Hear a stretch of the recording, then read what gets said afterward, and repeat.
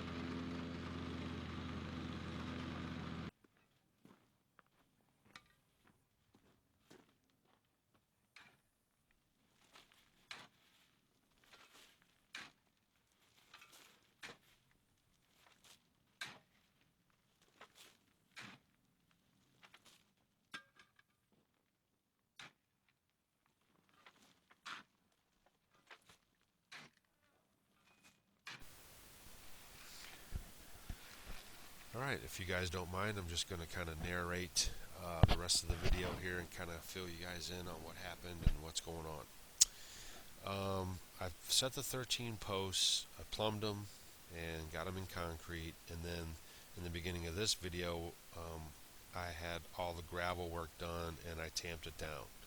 So the bucket for the tractor wouldn't fit in between in there like the concrete truck is, because the posts were too close together, so that's why I had to hand shovel out the gravel. So this is day 3 of all my physical labor going on. We're running about 10 to 15 degrees above normal. It's like in the high 90s. It was 80 degrees when we woke up, and the humidity is really turned on. So I was starting to feel it a little bit. The guy in the yellow shirt is my buddy James. We've known each other since grade school, and he said that he would be happy to come up and give me a hand with the project, which I'm glad that he did that. And actually I needed about 3 or 4 more people to come up and give me a hand with the project, as it turns out. So basically he shows up. He didn't bring any rubber boots, so he's wearing my rubber boots, and we had one concrete rake. So we're starting to run into some problems already. You should have several people out in the concrete moving it around. It just makes for faster work. and because it was so hot and humid out, the concrete was setting up pretty fast, which you'll see later on in the video, us trying to work with it. So the concrete driver inches the truck forward. My job is to move the chute back and forth so the concrete doesn't pile too high in one area, and he's just going to keep on raking out the concrete. We're just, giving it a preliminary flatness, if you will. We're just trying to even it all out to the best we can with just kind of pushing it around. So the concrete driver shows up pretty much on time. We started about 10 o'clock, I think it was, and everything's going pretty smooth from here. It doesn't look like we're going to run into much trouble. We're just doing the best we can. So if you're a concrete guy, if you're watching these videos for the first time, basically we're homesteaders, we're weekend warriors, so to speak, when it comes to this kind of work. And we're saving money is important. Doing a good job is important, but saving money is paramount. And we figured that if we hired a team of finishers to come in to do this work that we're doing now, it would have cost us another $800 to $1,000. So we figured that we could probably knock it out. It probably won't be totally perfect, but it will be good enough for our outdoor kitchen, where we're just going to use to gather together, prepare food, eat food, maybe sleep outside in the summertime and stuff like that. So everything's going pretty smooth here. We're just moving the concrete chute back and forth. He's still raking it about.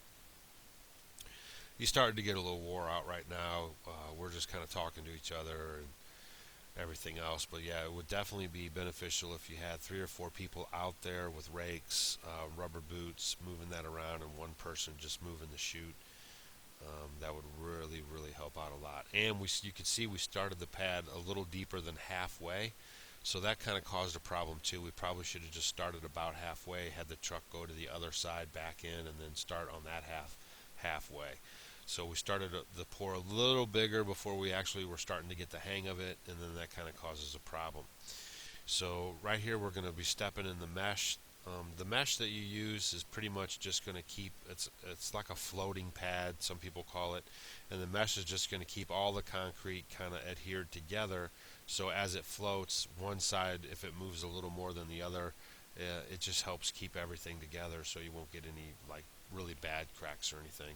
So we're just kind of stomping that into the concrete. There's several different ways you could lay this down. You could have laid it all down, tied it together, put little pieces of cinder block or something underneath it, but James said that pretty much this would probably be the easiest way, just to throw it down and step it in, so that's what we did.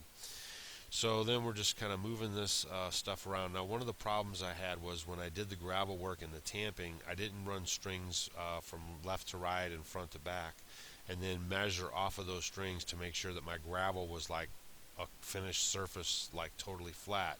So I had a few dips in there. So we ended up running about 1.5 yards short on concrete. So the concrete driver had to go into town, and we didn't have a bull float. You could see James is on his knees there. He's just kind of hand finishing it with some hand trowels. That was kind of the plan from the beginning anyway. As you can see, my shovel is kind of chipping into the concrete. It's drying up pretty fast, and we're waiting for the concrete guy to come back. I sent him to the rental center in town, and he grabbed a bull float. That's the float you see on the right side of your screen. It's a long aluminum pole and a head on the bottom, and it kind of smooths out the top of the concrete. You can see the concrete driver standing in the concrete. He's not sinking, so the concrete's setting up really fast. This is the problem that we're having. We tried wetting it down and tried to work with it as best we can, but again, we were just 2 people, and so that did cause a problem for us. So I'm moving some stuff around right now, trying to smooth out some areas where the rock is exposed. If you don't smooth it out while it's wet, you'll get exposed rock and stuff like that. So basically, the concrete driver is about to pour the 1.5 yards in the corner over here. And then what we're going to be doing is bull floating this corner here, and then we're going to be moving some of that wet concrete into areas on the drier side that need to be finished on top a little better. So we're totally wore out. It's totally hot. You can see my clothes are totally soaked. James is feeling it. when you push the bull float across the concrete, you have to go in really super low, and then you have to lift it as high as you possibly can to pull it out so it doesn't snag into the wet concrete. We had that happen tons of times. There's better bull floats out there. This just happened to be the one that the rental place had in town. So right now I'm trying to get the high points kind of knocked out a little bit more. He's trying to surface clean it a little better. The driver was totally cool. He could see we were totally losing it as far as stamina goes. He helped us out, grabbed the bull float, grabbed the rake, gave us pointers, helped us kind of get it a little more level. And so he was super cool. That's one of the advantages about living in the rural areas. He just jumped right in and tried to give us a hand the best he could. So here I'm just moving the wet concrete into areas where the rocks are showing that we need to get kind of smoothed out. And basically we're just trying to finish it up and do the best that we can. This was the largest concrete project that my buddy and myself have ever done. Normally, I've done sidewalk pads, and he's done sidewalk pads or things outside of doors or little things like that, but never an 18 by 24. So it was a learning process. But with this type of thing to learn on, it wasn't too big of a deal.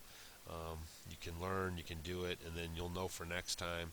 But no matter what, the concrete pad is going to serve its purpose, which is just to keep us out of the mud and rocks and grass and everything else, and provide a good kind of area to congregate. And we're going to screen this whole porch in and everything too, so it still will serve its purpose. Is it the greatest finish in the world? No, it wasn't, but we did get the job done, and we really appreciated the driver guy helping us out. He could see we were about to pass out. I was had heat exhaustion. You'll see here at the end.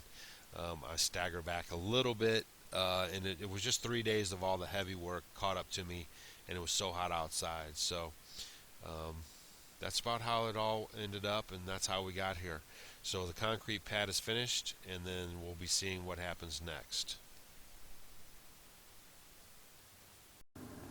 Alright guys, so that's the story of the concrete pad. So we like to share our successes, our failures, our almost super bad failures, but in the end usually everything works out. So we just want you guys to learn a little something from this video.